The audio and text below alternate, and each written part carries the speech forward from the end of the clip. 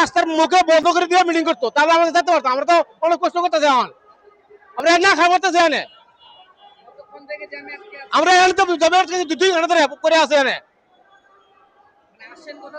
আমরা আইসি কমলাপুর থেকে, যাবো হলো আপনার ঢাকা বিশ্ববিদ্যালয়।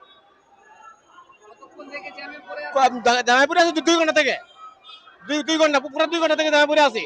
এরপরে ছাড়তেছে না, আমরা না খাবো, খিদে বাঁচতেছে না। 12 মাসে 150 টাকা 12 মাসে বেলা এক্সামের লেগে।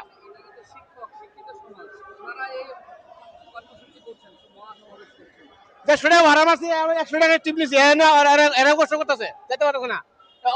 বিল্ডিং করতে আছে, এগুলো নিয়ে যেতে পারতেছে না।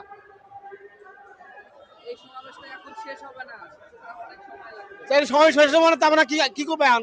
করবো ওরা কারণে রাস্তা বন্ধ করতে মনে হয় জায়গায়, পিছন থেকে ওরা রাস্তা ক্লিয়ার দিয়ে দেখ, আমরা আবার পিছনে চলে দেখি,